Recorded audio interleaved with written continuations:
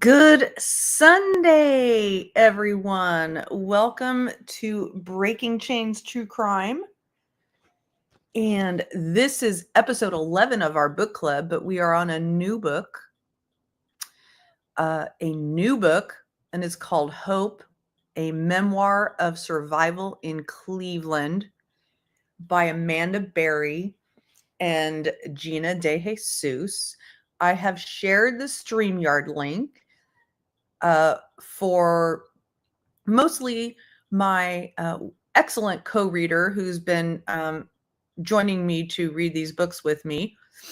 But before we get into the book, I want to give an overview of why we're reading this book and show you probably the best news report I've seen. I would say the most concise, but also thorough at the same time report that we've seen about this story. And it's basically about how 3 girls were kidnapped separately, but around the same time. They were held captive in the basement of a man's basement in Cleveland, Ohio.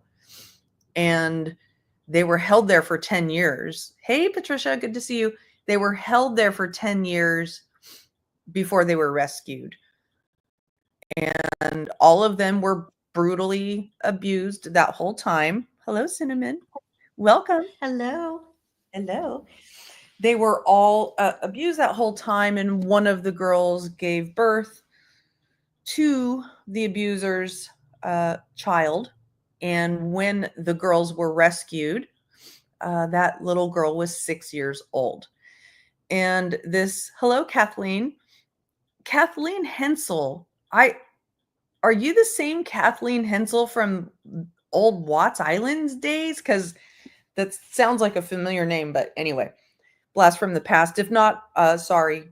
It's just kind of recognize that name. Anyway, so it's a harrowing story, and these girls luckily were rescued, and they were all alive, of course, incredibly traumatized. And they lived to tell their story, and 2 of them wrote a book about it, and that's what we're going to endeavor to do, is read this book. Now, the book, I'm pretty sure it was published right after everything happened, and right after I need to look again at the actual year that it was published, but they were rescued in 2013. And it was a dramatic rescue. You'll see here in the video that I'm going to show you. But one of the reasons it piqued my interest is because of all the conversation around Sebastian Rogers' case and how he went missing, because it's very mysterious. And other kids go missing like this too, where it's particularly mysterious because it appears that he literally just walked out of his house, not only without his wallet and not only without his wallet, but without his shoes, which is really, really unusual. And it appears like he just vanished out of thin air. And people don't really quite understand how that could have happened. And the reason why they don't, and the fact that they don't understand that leads them to believe that, yeah, that's a good idea. Microchipping adult, elderly, senior citizens and grandchildren would be good. But anyway, there are all kinds of explanations for a child going missing, especially in this day and age with all the grooming that happens online, especially when a kid is spending a lot of time online playing online games and interacting with people. There's all kinds of ways to explain how a child might just walk out of their house. Now, I'm not saying I know for sure that that's what happened with Sebastian, but that could be an explanation. But since a lot of people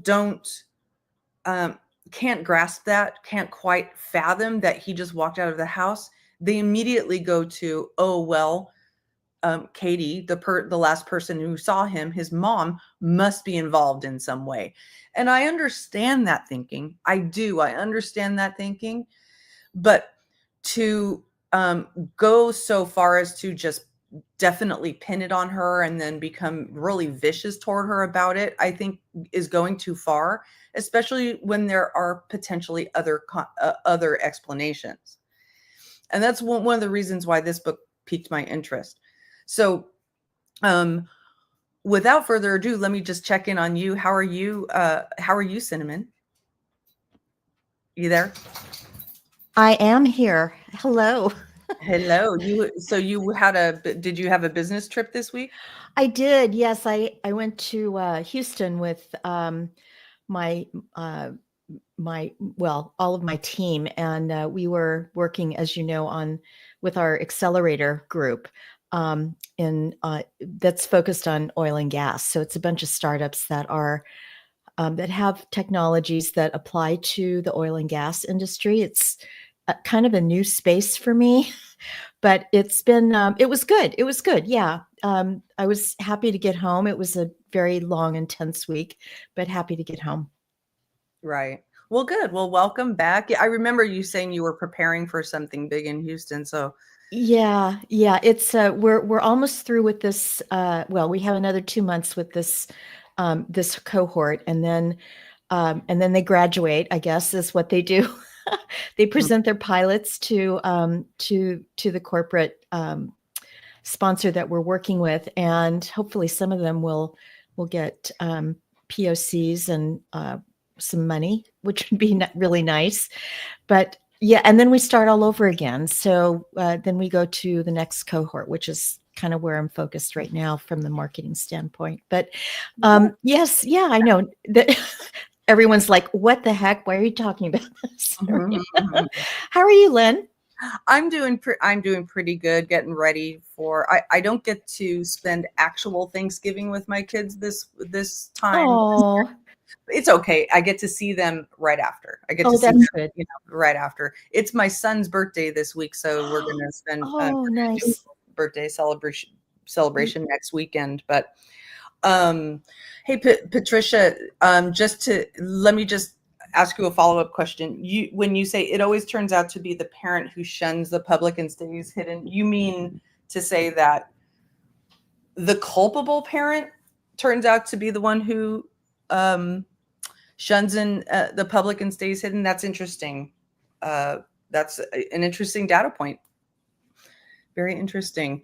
So hello, Katie Joy, let's unveil. Thank you for being here. Also, please remember everybody to hit that thumbs up. Get me into the algorithm as a live creator as well. Anyway, let's watch this report so that you're all up to speed on this story, because it's a really interesting and harrowing story. And one of the things that really grabbed me is what I wrote in my community post, which was about how one of the girls was handed a flyer that the kidnapper went out and got from her mother when he was on a bike ride. He hands it to her, and because she wanted it because it was close to her mom. And there's like a huge measure of cruelty in what he did, but at the same time, the girl knew that her mom was out there looking for her, and she could hold something in her hand that her mother had touched. I mean, that's just so heartbreaking, you know? So let's watch this. You need police, fire, ambulance. I'm the police.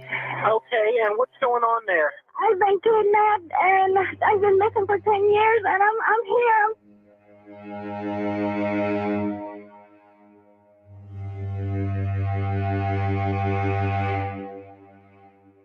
For more than a decade, there was a dark secret hidden away in this city. In a quiet suburb, 3 girls were imprisoned, tortured, beaten, and raped. Ariel Castro, a school bus driver, had kidnapped all 3 girls: Gina DeJesus, Amanda Berry, and Michelle Knight.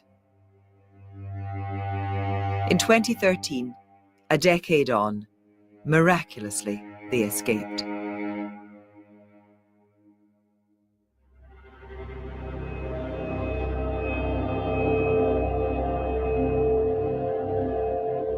I had gotten off of work early that day, and I worked at Burger King. I called my sister for a ride. She was at work, and I had called a friend for a ride, and he didn't answer, so I just started walking. And as I was walking, there was a van, and it was in a driveway that I had to go around. I looked up, saw a man and a girl in the van. The girl looked like someone that I had worked with, so, I smiled at them, continued to walk. A couple minutes later, the van pulls up, and he says, "Do you need a ride?"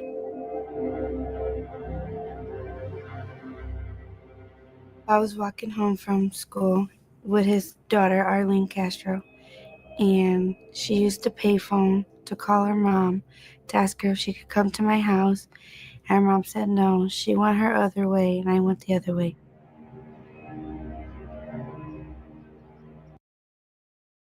That's interesting. I hadn't caught that the first time I saw this. Is that Gina, one of the girls he kidnapped, was actually walking home with the kidnapper's daughter. So, actually, you know what, Patricia, I understand why you're saying that, but I just actually saw something. Let me show you something I just saw online. Okay. That wasn't actually the last time he was seen. The last time he was seen, and this was in the report that was put out by TBI, the last time he was seen was the next day at the school. Look at this. Look at this. So, in my view, I understand why the last person to see the missing or dead person is usually a suspect. I understand that, but I also, in this situation, I personally don't think that any of the parents are involved. That's my belief. Okay. I don't see any evidence that any of the parents are involved. I just see Seth as coming out and being very bitter and angry at his ex-wife and throwing a lot of shade at her. But look at this. Let me try to hold on one moment. See how it says Sebastian Wayne Drake Rogers. This was put out very quickly. It's false info. Okay. It says Sumner. It was this. Did somebody fake this? Because I saw this on TBI's Twitter page.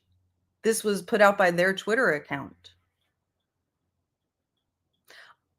Music City. I don't know if they speak about Michelle in the book. I haven't read the book yet, so we're going to be reading the book. But it says Sebastian Wayne Drake Rogers of Hendersonville went missing on February 26th. He was last seen near Beach High School on Stafford Court. He was last seen where. So I'm open to this being false information, but I also saw another report that was on TBI's Twitter page saying this.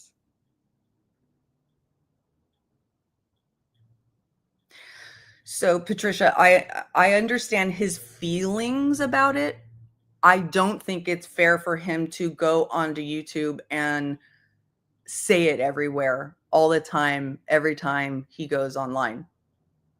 I mean, I understand his feelings about it. I don't think it's fair for him, in the eyes of the law, it's innocent until proven guilty, and he's made her guilty.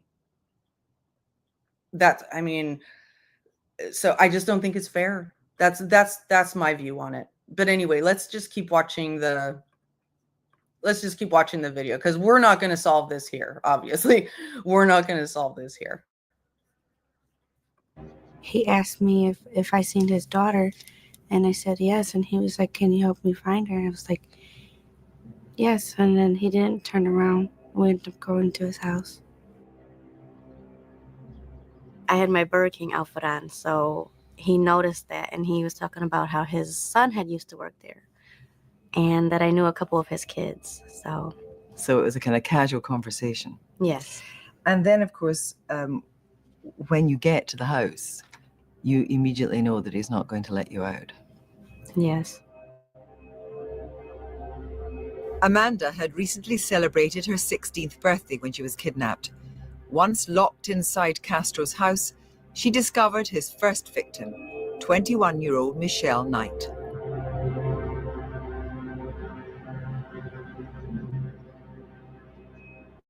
This is Seymour Avenue, less than 4 miles from where the girls were abducted.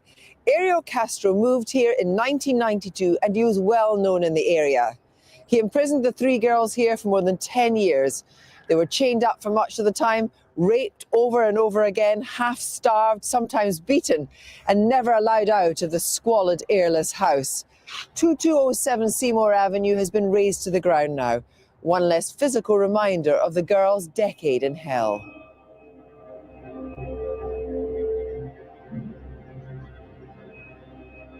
Amanda, you had demonstrated extraordinary foresight to keep a diary. How did that come about? What did you do? Well, within the first week, I was just sitting in a dark room watching this small black and white TV, and he asked me, is there anything that you needed from the store, coloring books or something? And I said yes, a coloring book would be nice, and a journal. You almost made a code, didn't you? I mean, the code, you were being raped repeatedly, sometimes up to 5 times a day, but what you did was you just put 3x, 4x, 5x. Now, why did you do that? I knew eventually if we were ever freed, my mom would read this, and I wanted my family to kind of know what I went through and how horrible it was. And I also wanted everything to be accounted for. But was it also a way of writing about the rapes, but not writing about the rapes? Exactly. Yeah. And how did he chain you, Gina, when you Well, my chain went through her wall to my wall, like through a wall, because her room and my room were connected, so it went straight through a wall. And then I'm divided from my ankle to Michelle's ankle. It must have been terrible to have the chains on all the time. But also, when he was abusing you physically, he had you sometimes in the same room. There was only a couple of times that happened with me, and yeah, that was horrible. I remember crying and telling him no. But again, it was part of the sadism. I think the more we cried and showed him our pain and our sorrow, he got energy from that. It helped him. So we kind of learned. Yeah, we kind of learned, right? To just don't cry, don't show him your pain, don't show him you're mad, even though Don't let him sometimes see you're hurting, so he won't laugh from the inside. Mm-hmm. One of the cruelest things, I think, early on that he did was he talked to you about the fact that he'd been on his motorcycle and he'd seen your mum handing out flyers about your disappearance. And he had gone up and taken a flyer from her and asked if there was any information about you, which was so cruel. But you asked for the flyer. Now, why did you want to keep the flyer? Tell me. Because my mom was handing out the flyer, and it was the only thing that was close to her. But you also wanted to decorate it. And did you think that you would be able to keep that flyer to the day that you saw her? Yes. And that was important to you.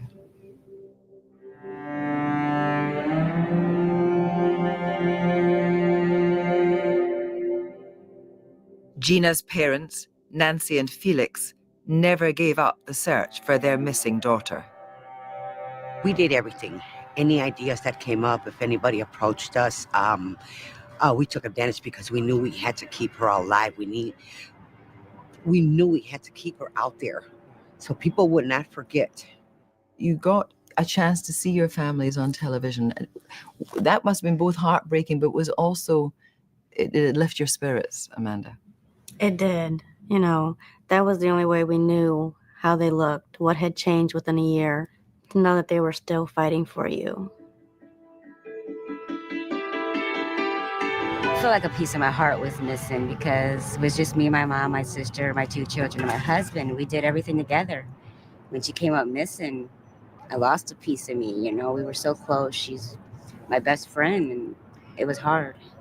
But you kept going, didn't you?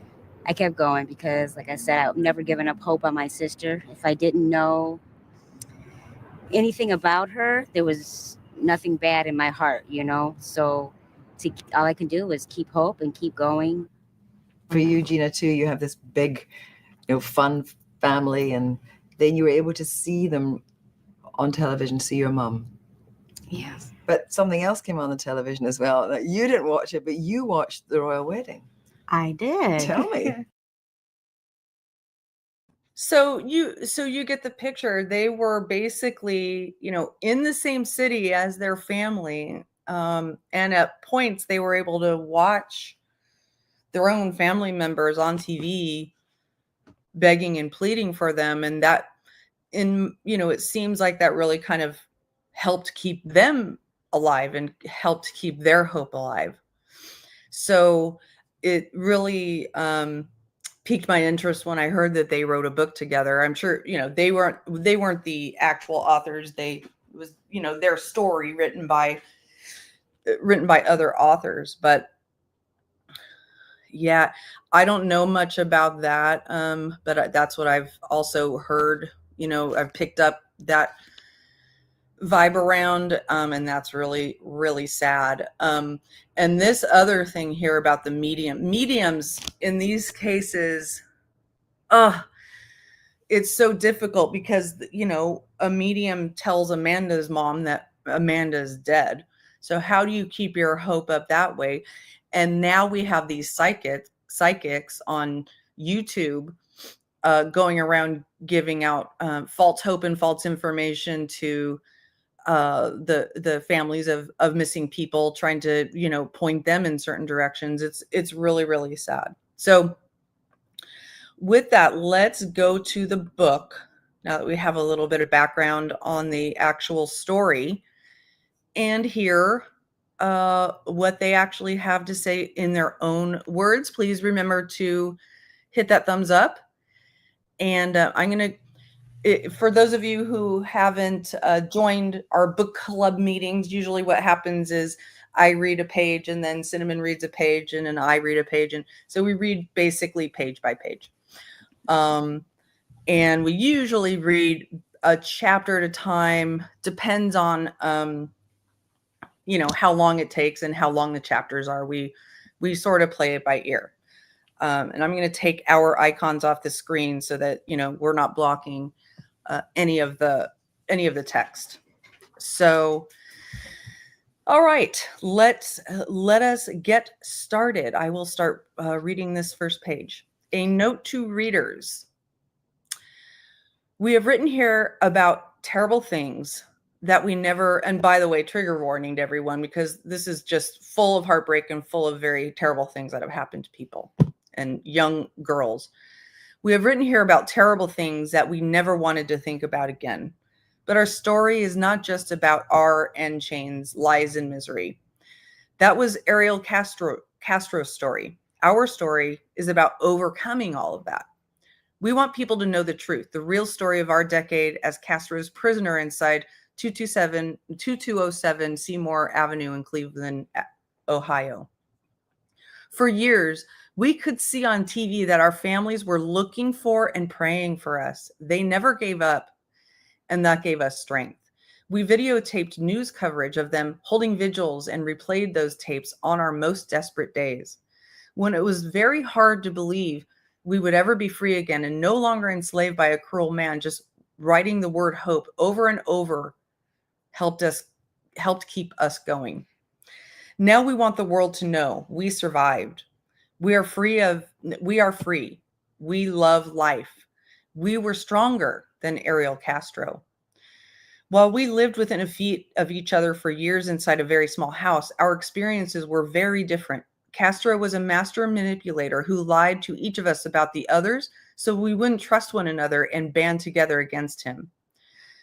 To tell our distinct stories, parts of this book are in Amanda's voice and parts are in Gina's, and we have clearly marked each. Next page.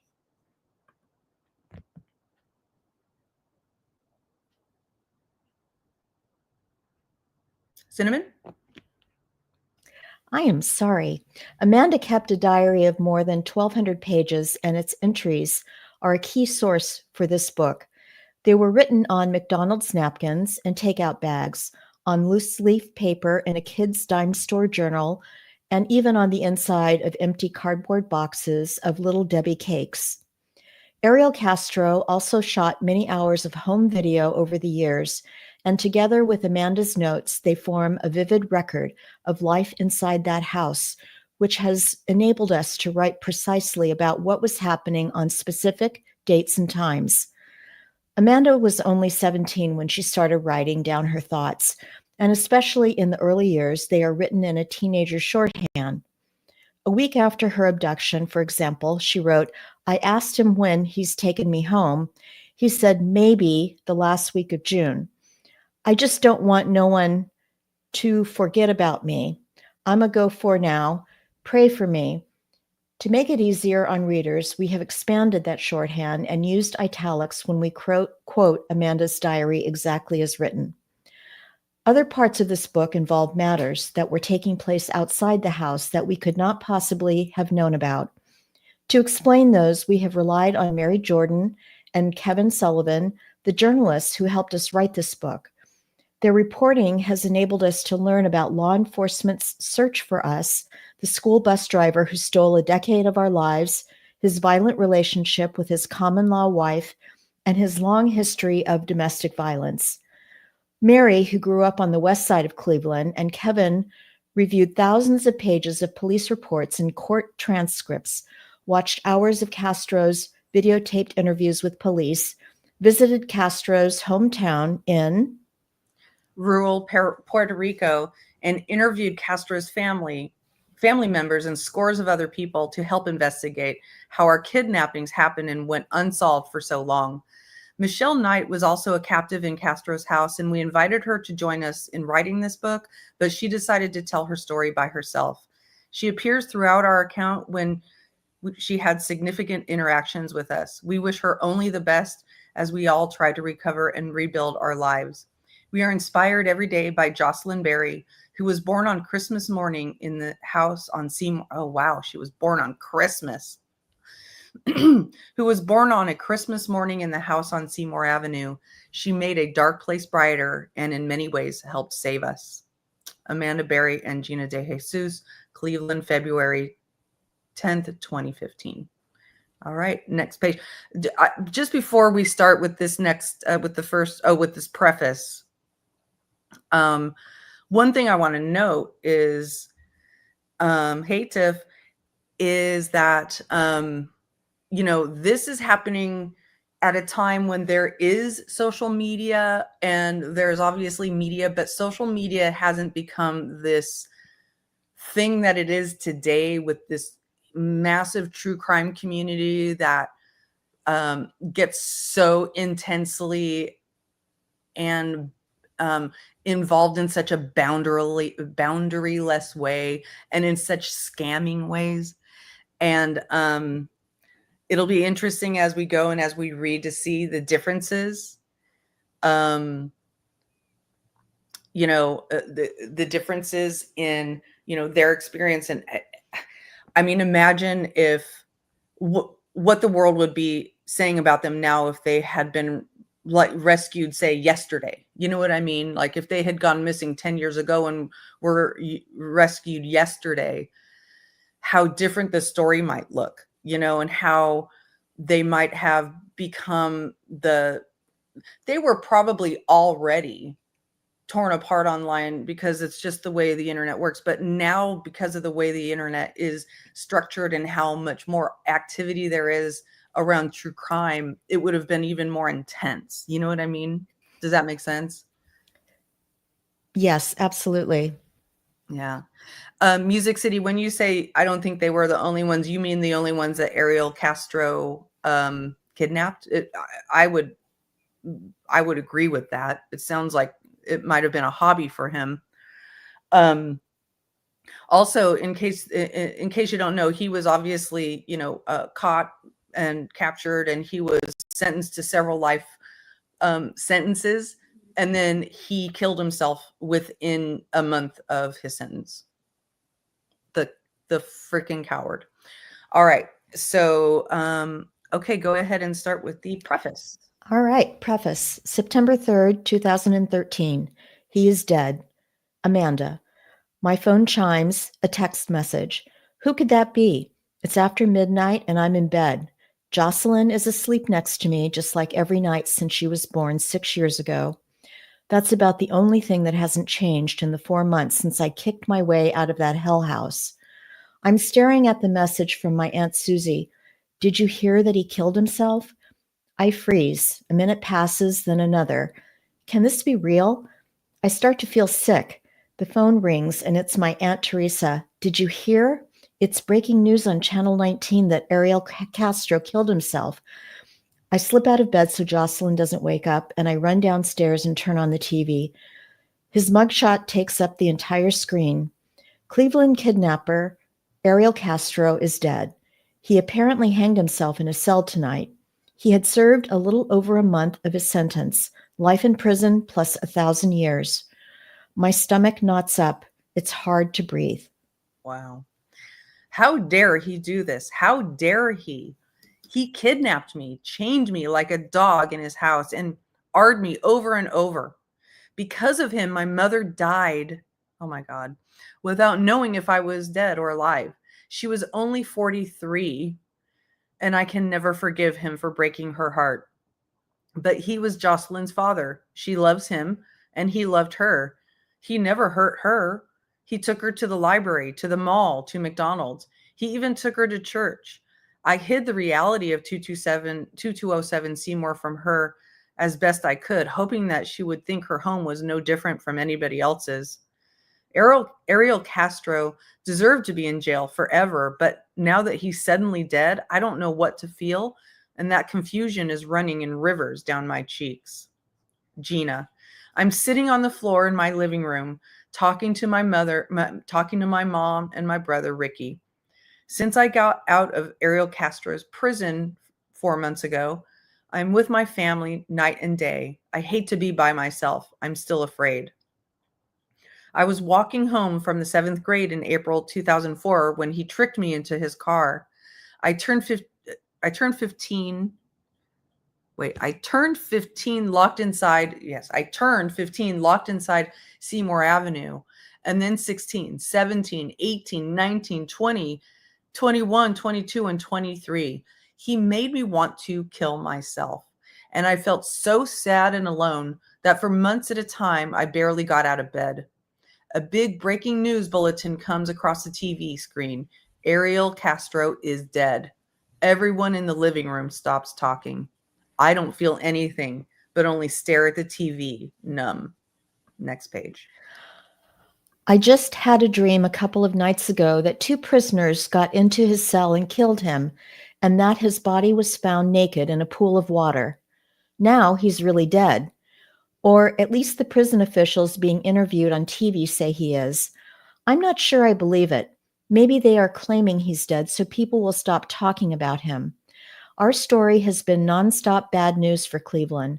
Maybe they think pretending he's dead will quiet things down. Or maybe he's behind this somehow. He's so sneaky and clever. Anything's possible with him. I learned the hard way, and I don't trust anything about him. But on TV, they keep reporting that he's dead, so maybe he really is gone. I call Michelle, and we both agree that it would have been better for him to suffer in prison for the rest of his life. I text Amanda, not wanting a call to wake up Jocelyn, and she calls me right back. I didn't want him to die this way. Nobody should. I wanted him to be in prison like we were, I tell her. I wanted him to be locked up and left with his thoughts because his thoughts would eat him alive. I can tell Amanda is upset, and I know that dealing with this is going to be more complicated for her. When I hang up, I start thinking that it might actually be good that he's gone. Now he can't hurt anybody else. I start crying, not because he's dead, but because he hurt me so badly for so long. Amanda. Now, Amanda. The phone keeps ringing. I know it's news reporters, so I don't pick up. What could I say? I don't know what I think or feel. I start remembering all the times he talked to me about his fear of prison, how he said he would kill himself before going to jail. He said he would rather die in a gunfight with police than let them put him behind bars. but I never thought he would have the guts to hang himself, and so soon. After holding us prisoners for years, he couldn't stand being locked up for even a few months, and his mom was allowed to visit. My sister, Beth, is sleeping upstairs. She's not feeling well, and I don't want to wake her up, so I sit alone. My Aunt Teresa calls again. Think of everything he did to you. It's good that he's gone. Maybe she's right. But all I can really think of is that Jocelyn never got to say goodbye to her daddy. After we escaped from Seymour Avenue in May and drove away in an ambulance, we never saw him again. Now it's September and he's dead. When Jocelyn turned 18, she would have been able to visit him in prison and ask him all the questions I know she will have. It's cruel that he took away her chance to face him one day. I wonder which was harder for him, being behind bars or knowing that his grown kids and the whole world learned of his sick double life. What others thought of him mattered a lot to him. He craved respect. He thought he deserved it as a self-taught musician and next page. Because he had grown up in poverty but now owned his own house and drove nice cars. After Jocelyn was born, he began to pretend we were a normal family, and I think he actually convinced himself we were. He locked me in his house but took Jocelyn out to help him pick flowers for me. For a decade, he was my whole life and often the only person I had to talk to. Now he's dead. Right now, that feels like more pain, more sadness, and more loss. I'm here, sorry. Okay. So it's really interesting to hear what's happening on the inside when we know what's going on the outside. You know what I mean? Yes. I'm already feeling so many emotions just after going through this first chapter. Yeah, me too. And Patricia, the answer to your question is 2016 is when the book was released. I just looked it up because I wanted to get that confirmation for myself because it was blurry in my head. 2016 is when the book was released, and they were rescued in 2015. No, wait. Sorry. They were rescued in 2013. And then he killed himself in 2015, and then this book was released in 2016. That's how it goes. Yeah. So yeah, it shows you how complicated they're feeling, especially Amanda, who has a child with him, and to hear her actually say nice things about him as a father to Jocelyn is so confusing and complicating. I mean, it's really hard for us to imagine this victim having these feelings for him. The conflict of emotions is just I mean, yeah, it's really a lot to sort of take in with her daughter, and then him actually being nice to the daughter and being a father. Like at the end there where, she's talking about how Jocelyn went out to pick flowers and he went with her. It's just, I can't wait to see how this unfolds. Yeah, I mean, because to me, a man who is willing to kidnap and hold hostage 3 women is not a good father. In general, you know what I mean? Not a good person. How could he be a good father? Right. Yeah, no matter how he treats his daughter, you know what I mean? Right. That's somebody you need to keep away from your daughter, but it's so, I'm not trying to be insensitive to her and her feelings. I'm not her. I'm not there. You know what I mean? So, but it's just so hard to fathom. It's just so hard to fathom, Right. Okay. So here, going to the next page, this is the map of Cleveland, Ohio, and they've, and I just touched it lightly and it moved. Okay, wait.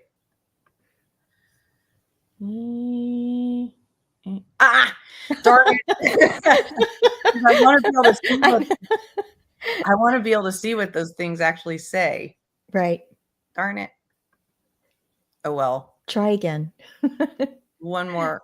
There we go. Yeah, I- I can't read it either. Yeah. Oh, there we Side go. of, There we go. it's a little too, if I move it anymore, it's going to It's going to, right. And some of it is cut off. We can see most of it. But you see Gina School, Wilbur Wright Middle School, Gina abducted here. Amanda abducted here. I don't see where they show Michelle being abducted. Maybe they don't have that. And then Castro was arrested. Gina's home is here. And you know, this is so strange because last year I actually went to Cleveland, Ohio for a work thing, and I was right there. Oh, really? Yeah, right in that area, right near like the Rock and Roll Hall of Fame. I'd never been to Cleveland before, so I had no idea where I was, but interesting. Yeah, I've never been there before. I only went to Cincinnati once.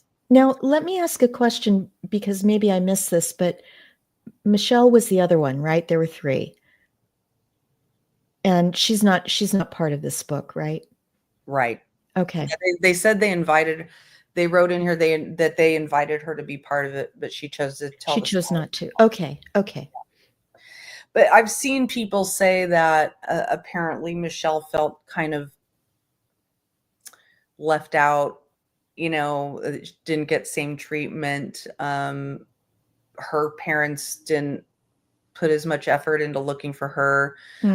I don't know as much about her story. I'm kind of curious now to look into it, but anyway, let's keep going. Yeah. So this is one. All right. April 21st, 2003, maroon van, Amanda. I wake up at noon on the day after Easter. I was up late again listening to Eminem. His song Superman usually cheers me up. They call me Superman. I'm here to rescue you. I have his posters all over my bedroom, on the walls, my mirror, the closet door. But today, even M can't help me feel better. My mom pushes my door open and sticks her head in. I'm still up in bed, upset. Mandy, I'm off to work. See you tonight. Love you. Love you too. See you later. We live in the upstairs part of a duplex at West 111th Street and Belmont Avenue near Cleveland's Westtown Square shopping center. It's not a bad place except for the noise from all the cars and trucks whizzing by on I-90, the highway just beside the house. My older sister, Beth Serrano, lives downstairs with her husband, Teddy, and their 2 little girls, Mariah, age 4, and Marissa, age 3. Teddy is the reason I'm so miserable. He and my sister are having a fight. She's furious. Teddy is the manager of the Burger King where I work, and I don't want to see him today because he's made my sister so upset. Outside my window, I hear Beth drive off with my mom in her old Chevy Lumina. They work together at a tool and die factory over on Brook Park Road, assembling, next page, metal parts. A 39-year-old mom and her 23-year-old daughter standing side by side, putting little metal pieces together like a puzzle. No one ever told them what the part they make is for, but when they fill a box with 100 of them, they start over on a new box. A lot of parents in my neighborhood do hourly work like my mom, and then their kids drop out of school and join them in the same jobs, getting by, but not going far. My dad moved back to Tennessee with another woman, so my mom works minimum wage jobs, and I try to pitch in and pay for things like my school books. I blast M in my room. My stereo speakers are on my dresser next to my porcelain angels and nativity set. I keep the angels and baby Jesus out all year, not just at Christmas, because they make me happy. I jump in the shower and stay under the hot water for an extra long time, wondering if I should quit my job because of this mess with Teddy. I don't want to. It's the first job I've ever had, and I've met some nice friends there. I started nearly a year ago when I turned 16, and I've already gotten a raise to $6 an hour, almost $1 more than when I started. Lots of people work there a long time and never get raises, so I guess they like me. It's nice, too, to hear customers tell me I have a pretty smile. I need money because one day I'm going to go to college. I'm not sure exactly what I'm going to study, maybe clothing design. I love clothes and obsess over every detail, right down to my shoelaces, which I make sure always match my shirt. If I did quit today, I wouldn't miss this Burger King uniform, burgundy shirt, black jeans, and black sneakers. I drew the line at those nasty polyester pants. The shirt was bad enough, but they weren't going to get me to wear those pants too. I pull my work shirt out of a drawer and leave two identical ones folded there. I'd like everything ironed and orderly. I have a system for hanging up my clothes, light pink shirts together, close to, but not mixed with, darker pinks. All my whites are together. Pressed jeans are organized from light to blue darker. I arrange my shoes on the floor by heel height, starting with flats and sneakers and moving up to wedges and high heels. Tomorrow is my 17th birthday, and a few friends are coming over to celebrate with me, so I should be excited. I check my money hidden in a glittery pink box in the back of my bra drawer. I have $100 tucked away, and to celebrate, I'm going to splurge on a new outfit and get my nails done. Why not call in sick? It might be nice just to stay home and read my magazines. I have subscriptions to Entertainment Weekly, People, and Rolling Stone, and keep old copies stacked neatly in my room. But I don't want to work on my birthday, so I guess I should just go. It's only the 4 to 8 shift. I can do this. I'd better hurry. It's 10 minutes to 4. I pick up my black Burger King baseball cap and carry it because there's no way I'm wearing that on the street. I pull on my black sweater and head out the front door into a gray April afternoon. Next page. Work is a 10-minute walk. After I pass a couple of houses and turn right onto West 110th Street, I can see the traffic light ahead at the corner of Lorraine, where the Burger King is. I cross the long bridge over I-90 and watch the cars whizzing by, carrying people going places. Someday I'm heading somewhere better. I am not going to live like my mom, always worried about how to pay the bills. She has been a clerk at Kmart, a BP gas station, the deli counter, at the finest grocery store, and even the Burger King where I work now. Because she dropped out of middle school, she hasn't been able to get anything better. After I graduate from college, I'm going to earn enough money to buy my own house. My mom can live with me, and then maybe I can make her life a little easier. I pass Westdown Square, where we buy just about everything. Food at the Tops grocery store, movies at the Blockbuster, clothes at the Fashion Bug. Beth has found cute outfits for the girls at the thrift shop, Value World. Right at 4, I arrive at work. God, that smell. French fries and burgers, grease. It never comes out of my uniform, even after I wash it. I feel as if it's soaked into my skin. I drop my sweater and my purse in the back where the head manager, Roy Castro, hangs out. I'm working back cash today, which means I take the orders and money at the drive-through window. After Roy sets up my cash drawer, I walk over to my workstation. My friend Jennifer is working front cash at the main counter, and I see Teddy standing there. Our eyes meet, and I shoot him daggers. I plug in my headset. Welcome to Burger King. I say, may I take your order? Here we go again.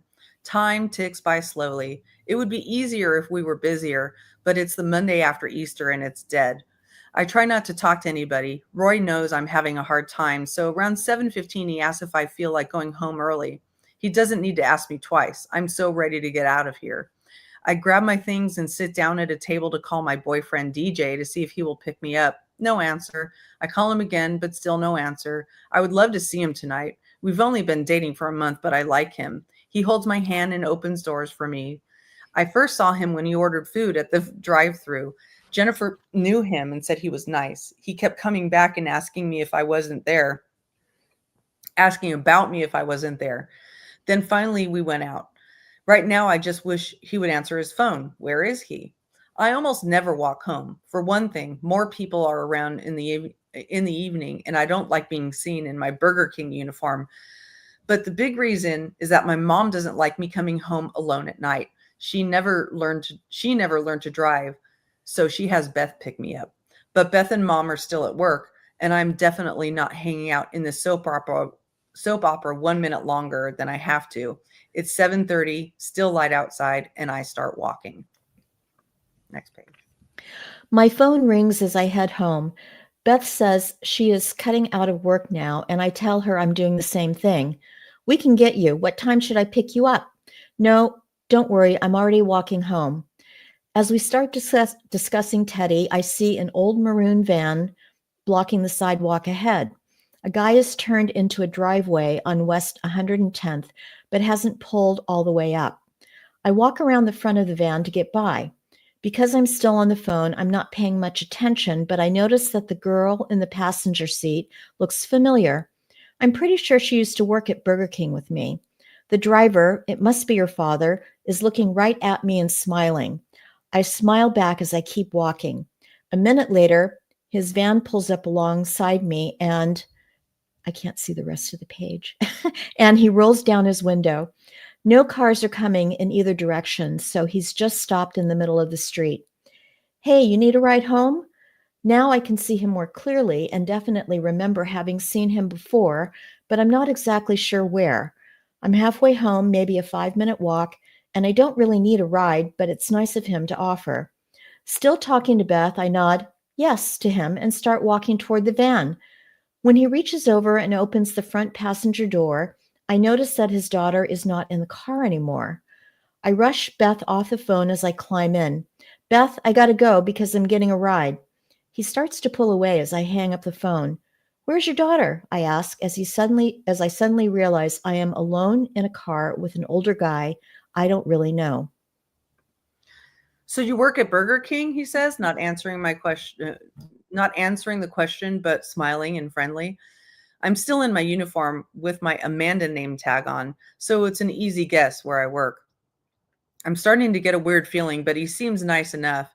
He's dressed cooler than guys his age. He's all in black, from his t-shirt to his jeans to his boots, and he's listening to 107.9 hip hop and R&B. My son used to work at Burger King. Do you know him? Anthony Castro? That's who he is. He's Anthony's dad. Anthony is no relation to Roy Castro, the manager, but I know Anthony, and so does my mom.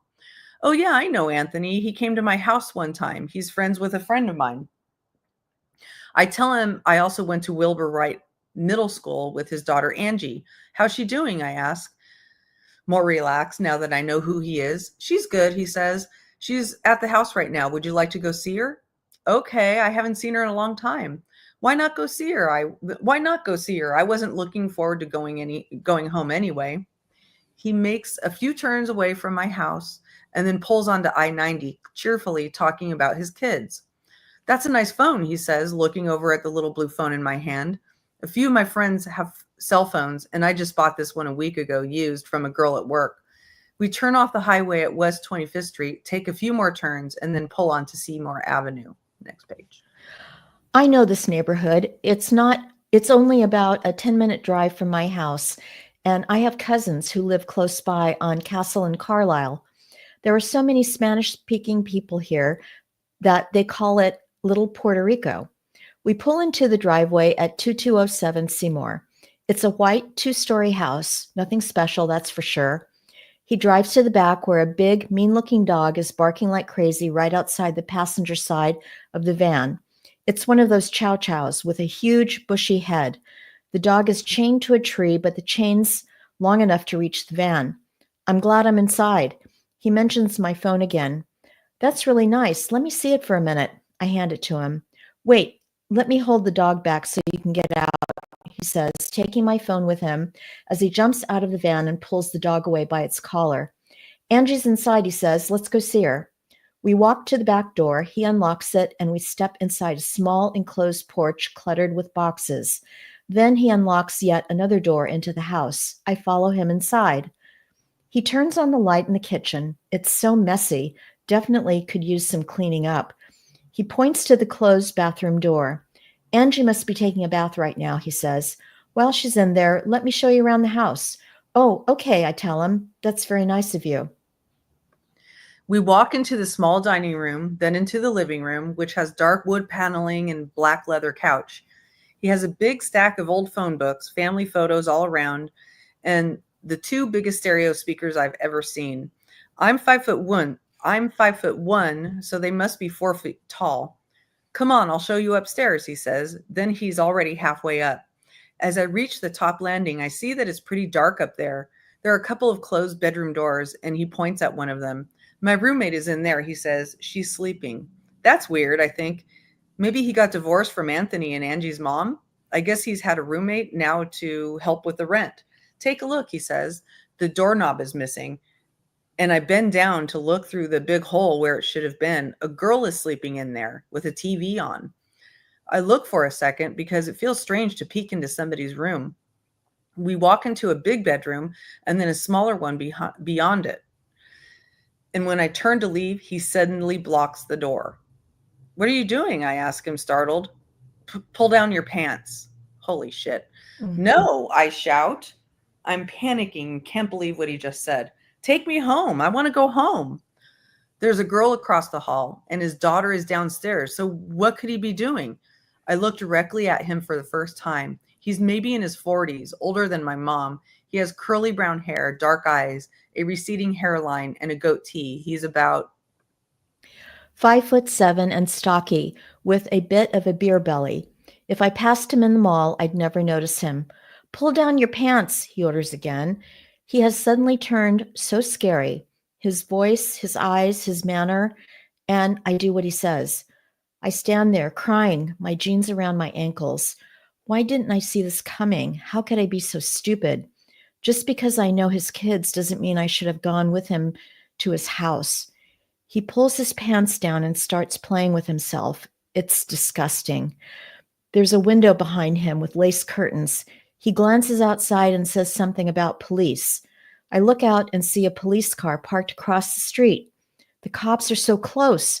He says he'll hurt me if I make a sound. He hurries what he's doing, and when he finishes, his voice changes back and he sounds like the nice guy who was talking to me in the car. I'm going to take you home now, he says, and tells me I can pull my pants back up. Please, I beg him, please take me home. I start praying, asking God to get me out of there. We start toward the door, but then he suddenly stops. Turn around, get on the bed, and take your pants down. No, no, I scream. If you don't take me home right now, I'm going to call the police. I blurt that out even though I know I can't call anyone. He still has my phone. Help, help me. Doesn't his roommate hear me? What's going on in this house? I run back into the bigger bedroom and try to open the door to the hallway, but there's no knob. I see a doorway next to it and run into it, but it's a closet. I'm cornered, crying, when he grabs me by the arms and drags me over to the bed, where he yanks off my pants and R's me. He must be 50 pounds heavier than me, and it hurts so bad. When he's done, he gets up and says, I'm going to take you home now, but you have to be quiet. I'm terrified, and I know he is lying. I'm going to tape your mouth so you don't scream anymore until I get you home. He says as he reaches for a roll of gray duct tape, tears off a long piece, and slaps it over my mouth from ear to ear. He slams my wrists together and tapes them too, and then does the same thing to my ankles. Then he takes out a leather belt, and I freeze. Is he going to beat me with it? Hang me? I don't move as he slowly wraps the belt around my ankles over the tape. He takes a motorcycle helmet from the closet and pulls it over my head. I can see out of the visor until my tears make everything foggy. Don't worry, he says, as if he's actually trying to help me. I'm just doing this so I can carry you to the van and take you home. He picks me up and throws me over his shoulder. My head is dangling down by his butt and every part of my body hurts. He carries me down to the first floor, then takes me into the basement. He sits me down on the cold concrete floor and props my back up against a pole.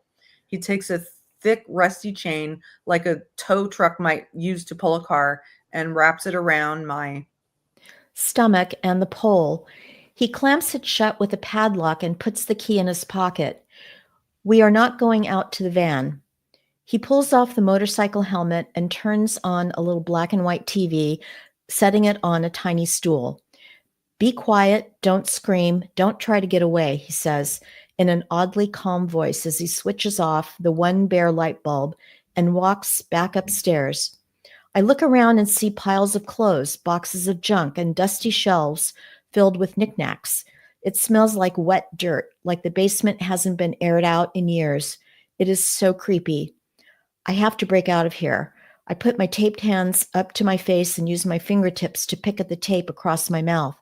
Somebody help me! Somebody help me! I scream when I get it loose. Please, someone hear me. I bite into the tape on my wrists and I begin to chew it off bit by bit. It takes forever, but I finally get my hands free and quickly pull the belt and tape off my ankles. Now my nails are broken and my fingertips are bleeding. I struggle to get this chain off my waist, but it's so tight I rip my shirt trying.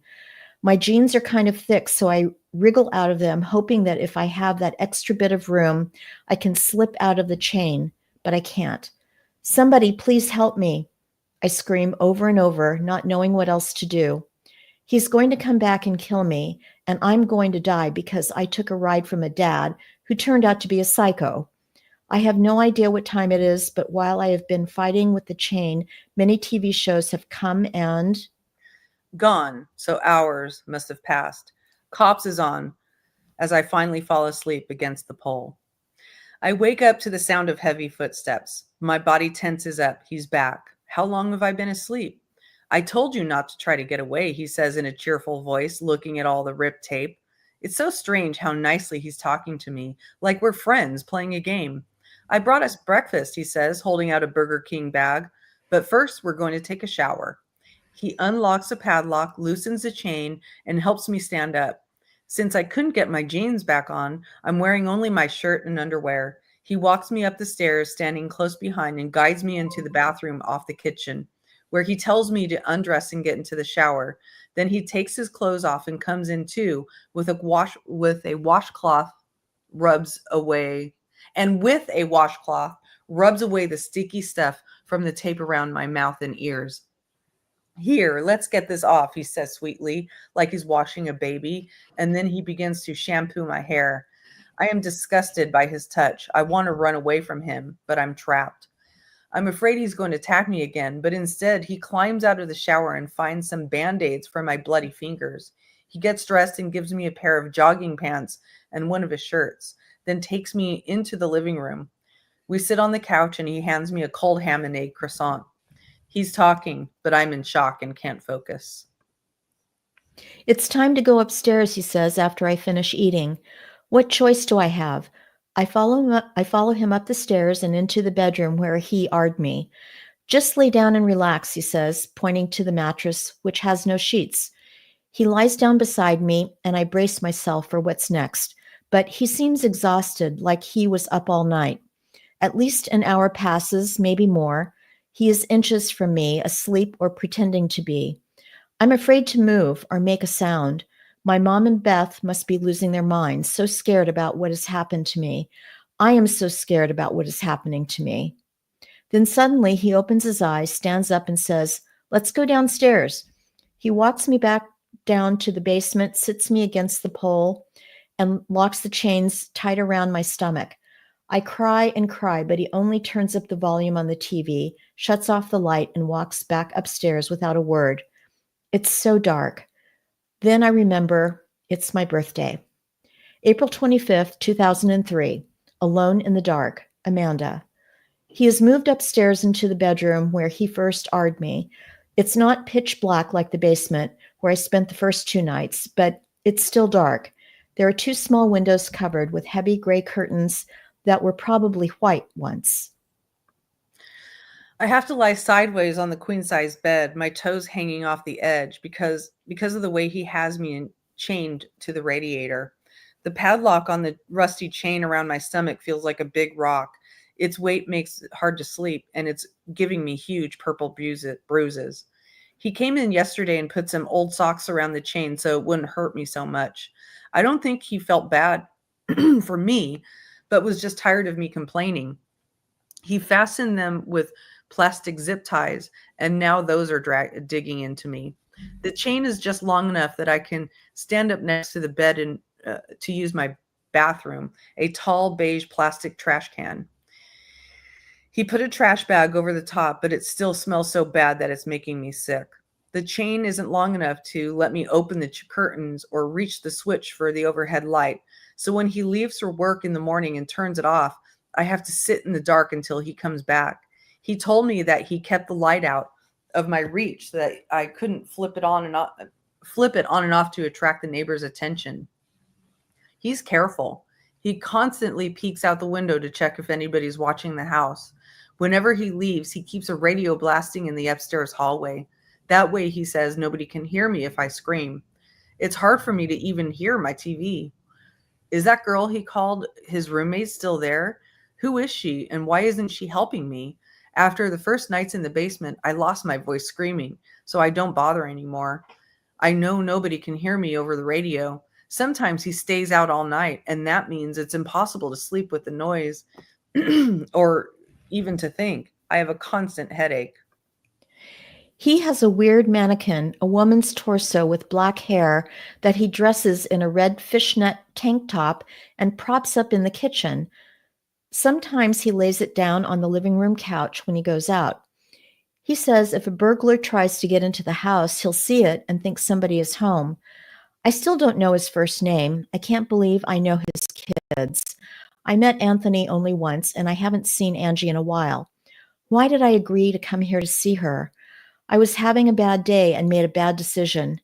Now I will probably die because of it. I hate wearing his ugly, baggy clothes. I even have to wear his underwear, big, nasty briefs. It's like I'm wearing a prison uniform. The only thing I have left of my own is the bra I was wearing when I got here. I used to hate my work uniform, but now I'd give anything to have it back. I eat once a day if I'm lucky. McDonald's or Burger King that he brings for me when he comes home. Often that's at 5 or 6 in the evening, but sometimes it's midnight and I am so hungry. After I finish eating, he tells me to strip and he does it again. When I've been here 4 days, he asks, "Do you want to come downstairs and watch TV?" The last thing I want to do is spend more time with him, but I'd love to get out of this room and away from the smell and these chains, even for a few minutes. Okay, I say, trying not to look at him. He unlocks the chain and walks me downstairs. The door to his roommate's bedroom is closed. We sit on the couch and he turns on the news. My mom and Beth are on Channel 5 being interviewed in our house. It's been a hard week and it's getting harder, my mom tells the reporter, wiping her eyes with a tissue. She's sitting on the couch where I used to cuddle up beside her. She never made it home. Somewhere between there and here, something happened and nobody can figure it out. Beth is crying. I'm hoping she's out there somewhere, she says. I hope nothing happened to her. Maybe somebody's got her, drugged her or something. Just bring her home. I'm crying too, but glad I'm on the news because that means people are looking for me. Maybe somebody will see this interview and remember something. Your mom looks really upset, he says. There's no sympathy in his voice. It's just an observation, as if he had nothing to do with her misery. He flips around the channels looking for other news reports about me and finds them on Channel 8 and Channel 3. He can't take his eyes off the TV. I look at him. He has an odd expression on his face, and then I realize what it is. He's proud. He's admiring his work. He feels like he's done something big, and this makes him feel important. April 27th. Next page. Cinnamon? Yes, sorry. It's Sunday. I've been gone 6 days, and so far he's raped me at least 27. Oh, sorry. He's AR'd me at least 25 times. It's been 4 or 5 times every day. He's out the door at 5 a.m. to go to work. Then he's back around 8 or 9 and strips off his bus driver's uniform, black jeans and a burgundy shirt with a little yellow logo for Cleveland Public Schools.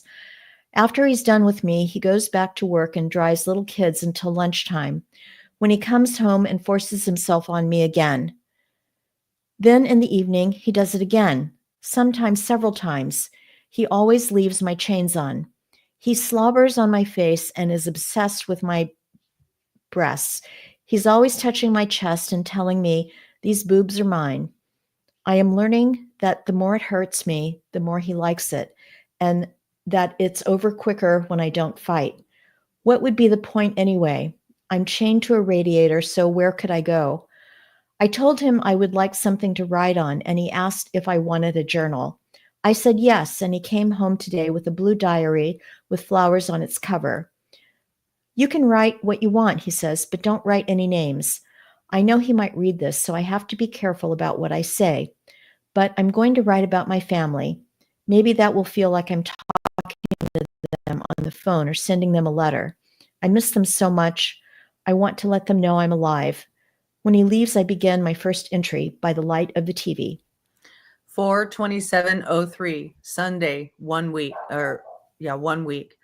I never thought I would miss my mom so much, but it's so true. You never know what you've got until it's gone. I just can't wait to go home. I'm 17 now, but don't have a life. But he told me I'm young and will go home before summer. Another 2 months. Tomorrow will be a week I've been here. So I've survived this long. I'll just try not to think about it, but it's hard. I saw my mom and Beth crying on TV. My mom said, "Mandy, I love you." And I started bawling. "I love you, Mom. See you soon. Love, Amanda." It feels good to write that. I'm glad they don't know how horrible it is here. Eminem's new song, "Sing for the Moment," is on the radio. I can't believe it has some of Aerosmith's music in it, the chorus from Dream On, my mom's favorite. As I listen to it, I get lost in the music and it takes me back home for a few minutes. I can picture myself there with my mom, safe and free. I know I haven't always been the best daughter. Sometimes I would argue with her over some pretty stupid stuff I wish I hadn't. When I get out of here, I won't do that anymore. He controls when I eat, what I see, what I hear, but he cannot control what I think. So I'm going to take my mind somewhere else when he climbs on me. I have almost nothing in this room, but I have an idea. I have a few pictures of my mom, dad, and nieces in my purse, and I'm going to make a family album. To make a frame, I carefully rip apart an empty box of Crunch. Munch. That he got me. I chew a piece of gum and then separate it into tiny pieces that I stick on the back of the pictures and press them into the cardboard from the box. Then I prop it up on the table next to my bed. When he is doing horrible things to my body, I look at my mom's face. I imagine her laughing. I picture her smoking her cigarettes and gabbing on the phone or cooking in the kitchen. I look into her eyes and lose myself in her. And my mom and I get through it. April 28th. I see my mom on the noon news. She is showing a reporter my bedroom and the pink box where I keep my money, insisting that there's no way I could have run away from home. Who would run away in a Burger King uniform, leaving all her clothes at home and $100 in her dresser? She says, I'm not the runaway kind of kid anyway, and I'm not. It's so weird to see pictures of myself on the news and my mom giving strangers a tour of my room. I never thought I'd be on TV. We're a normal, nothing special family, kind of messed up like everybody, no different from all the other families around here, just struggling to get by. Now everyone knows my name, and they're all looking for me. I'm in a big city close to downtown and the crowds at the Indians baseball games and the Rock and Roll Hall of Fame. Didn't anybody see me getting into this van? Maybe a neighbor on Seymour saw me come in here. Someone has to rescue me. Oh, gosh. The news says it's nice outside today, but there could be a tornado and I wouldn't know. The only light comes from the screen of the little black and white TV, the one I had in the basement. It's maybe 12 inches and has rabbit ears antenna. I have it on a little chair at the foot of the bed and watch Maury and other shows my mom likes. It's comforting to think that we might be seeing the same shows at the same time. All day long, all I can hear is that annoying radio in the hall. When he's home in the evening, he turns it off, and then I can hear lawnmowers and cars going by. I keep trying to make my mind wander away when he forces himself on me, but it's hard. You said you'd take me home. When are you going to do that? I ask as he gets dressed. You're young. You have plenty of time. What's a few months? I am furious, but I reply quietly, maybe it's nothing to you, but it's a lot to me. This is my life you have taken. Maybe the last week of June, he says. You just got to be patient. Another 2 months. If he's not lying, I don't trust anything he says, but it helps me to think it will be over in 2 months. I can make it that long. I choose to believe him. I never went to church much, but I know there is a God, and I know and I know he must have a different plan for me than this.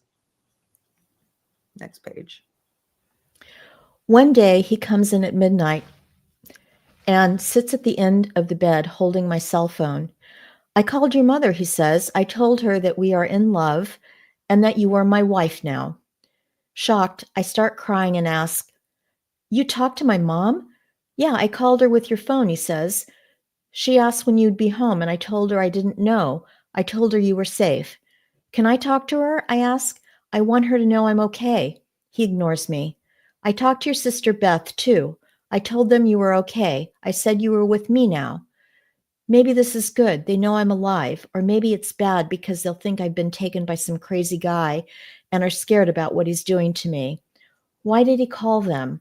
Does he think that if they believe I ran away, they won't search for me? He doesn't know my family. They'll never stop looking for me. But he's such a liar. I bet he didn't even call them. He lets me listen to a couple of the voice messages on my phone. One is from my little niece, Mariah, telling me, "Please come home." Another one is from my friend Mary from Burger King. I guess she didn't know I was missing because she left a message saying, "Which one is your house? I'm trying to find it for your birthday party." Hearing their voices makes me cry so hard I can barely breathe. "Can I please call them and tell them I'm alive?" I ask, begging him. You can write to them, he says, but there are rules. You have to tell them that you ran away, you left on your own, and you're okay, so they shouldn't worry about you. I won't do that, I tell him. I'll never tell my family that I ran away. That would hurt them so much. I would rather have them wondering what happened to me than think that I would leave them. Okay, he says. He R's me again. April 29th. They haven't shown me on the news at all today. Over and over, they run a story about bad lettuce making people sick. I don't think he actually called my mom. If he did, that would be bigger news than lettuce. That's true. She's smart. I heard on the news about Elizabeth Smart, the girl in Utah who was kidnapped and released last month. The lunatic who took her also said she was his wife. He kept her 9 months. If she can survive for that long, I know I can too. He's back and he says he wants to stay with me all night long. He keeps calling me his temporary wife. I move over to the very edge of the bed as far away from him as I can, but he cuddles up behind me and reaches around and takes my hand. It's like he thinks we're a couple. I lie still until he falls asleep, then I slip my hand out of his. He has ruined my life and my body. I'm filthy. My toilet is a trash can. I am hungry and cold and chained up, and he wants to hold my hand. April 30th. Getting to go downstairs to the bathroom is what I look forward to the most. That crummy little bathroom has become the highlight of my week. I miss feeling clean. Today, I finally get to shower and brush my teeth. It's been days. It feels good. I just start to feel the water wash him off me when he steps into the shower. I think about killing myself. But if I do, he wins. I have to keep it together until I can figure out how to escape. To keep from sliding into complete sadness, I try to focus on anything good. I felt hot water today. I heard Eminem on the radio. I found a penny in the pocket of his old sweatpants and decide it's my lucky penny. I have pictures of my mom and dad, and they remind me that I need to stay strong so I can see them again. But it's hard. These chains are so tight that even with the socks wrapped around them, they cut into my stomach. It's impossible to sleep because I keep rolling over onto the padlock. But even worse than the physical pain is the mental torture of never knowing what's next. I'm learning that they have TV shows that teach everything: cooking, dance, languages. I saw one that teaches meditation, how to relax, how to rid your mind of what's bothering you. I'm going to look for that one. I have to get better at making my mind fly away from this place. I close my eyes. Please, Lord, make this end. Please let me go home to my family. Please keep them safe and bring me home soon. I say over and over. I turn to my photo of mom, kiss it, and tell her goodnight. Tomorrow is May 1, a new month. This is how I'm going to think about time. Every day that passes means I'm a day closer to this being over, a day closer to being home. Hope is my only option. May 2003, the woman in the other room. May 1, Amanda. Do you want to help me with the laundry? No, I don't want to do his laundry, but I do want to get out of this room, even if for a few minutes, even to wash his filthy clothes. Okay, sure, I tell him, and he takes a key off the keychain on his belt and opens a padlock on my stomach. The chains fall to the ground and I feel 50 pounds lighter. We walk into the hallway and he points at the closed door of the bedroom where I saw that girl sleeping 10 days ago. We have to clean up this room, he says, unlocking the door. I've been thinking about her. Why does he call her his roommate? Could she be part of this somehow? I thought about yelling out to her in case she's still here, but I never know when he's home or not. Sometimes he pretends to leave, then creeps back up and opens my door. He tells me, He's testing me and says, I don't know if I can trust you yet. I notice now that her door is also locked from the outside. Oh no, she must be another prisoner. I step inside and see her sitting on the bed. We look at each other and I can't read her expression or tell what she's thinking. She seems in a daze. I can't see if she's chained because she's sitting under a blanket. She's tiny and looks older than me. This is my roommate, he says, but doesn't tell me her name. This is Amanda, he tells her. We both say hi. Neither of us says another word. He hands me a plastic garbage bag and orders, pick up the trash. The room is a mess. I start stuffing pizza boxes and old bags from McDonald's, Wendy's, and Burger King into the bag. Pizza crusts and dirty napkins are everywhere and look like they've been piling up for weeks. How long has she been here? It smells like a hamster cage in here, I say. I'm not trying to be funny, but that makes him laugh. She just watches and doesn't say anything. She has a TV. I've been on the news lately, my face, my name. She must know who I am. She seems as afraid of him as I am. Who is she? Okay, that's enough. Let's go, he says when I finish filling the trash bag. I look at the girl again, but she doesn't look back. He leads me into the hallway, locks her in the room, and stays close behind me as we go down the stairs. At the door to the basement, I stop. I haven't been down there since those first 2 horrible nights. I hope this isn't some kind of trick or new punishment, but I have no choice because he tells me to keep going. Start with these, he says, pointing to a huge pile of dirty clothes. I guess he really does want to do laundry. I start sorting whites and colors. As I put the first load into the machine, something catches my eye amid all the junk in the basement.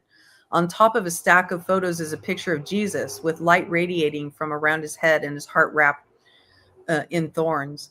He has beautiful eyes that seem to stare directly at me.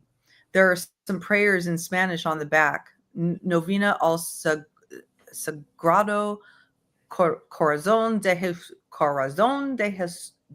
Jesus. Can I have this? I ask him. Sure, he says. Why not? After he orders me back up into my room, chains me, locks my door, and leaves, I set the Jesus picture against the rabbit ears on top of the TV. Now I have my mom watching over me from the bedside table and Jesus doing the same from the TV. I decide to write in my diary every time he attacks me. I decide to write in my diary every time he attacks me. I won't use the word RAPE in case he ever reads it, but I need a record of what he's doing to me. I want him someday, somehow, to be held responsible for every single time he steals a piece of me. I can't let him get away with this. It was 3 times today, morning, lunchtime, and when he came back home from work. So in the corner of my diary page, I mark 3X. He'll never know what it means. I'll never forget. May 2nd. I'm crying, blaming myself for being so stupid for getting in that van. I was minutes away from home. It wasn't that cold. Why didn't I just walk? Did I bring this on myself? The FBI is on the news announcing that there's a reward of up to $10,000 for information about me. That makes me feel a little better. Maybe if somebody thinks there's money in it, they'll report something. I have to believe somebody saw me get in the van with him. Help me, somebody please. 4X. May 3rd. The hours go so slowly, and I've told him how depressed I am. Today, he brings me a coloring book and crossword puzzles saying that they'll help pass the time. It's so dark and I'm so hungry. A little after 5, after I haven't eaten all day, he brings me Pringles and gross little frozen pizza rolls. DJ was on the news. He tells a reporter I called him twice for a ride when I was leaving Burger King, but he doesn't say why he didn't answer. I guess he just didn't hear the phone. If he had picked up, I wouldn't be here. The news report also says that the police think I was taken by somebody I knew. They think I got into a white car with some guys. Who told them that? It wasn't a white car. He keeps coming in here. It never stops. 4X. May 4th. It's late and I finally get to eat a burger and fries from Wendy's, but now they're just cold grease. But I'm so hungry. 3X. I realize that he thinks if he feeds me or gives me anything at all that I want, even a sheet of paper, he's entitled to do whatever he wants with me. In his warped mind, he's providing for me, so my body belongs to him. May 5th. I'm watching The Tonight Show with Jay Leno when he comes hurrying downstairs and says his daughter Angie's going to the hospital because she has some problem with her teeth. He has to watch her son, and he says I have to help. He warns me to be quiet when she comes to drop the boy off, or else. He's back in a few minutes with a cute little kid, maybe 2 or 3 years old.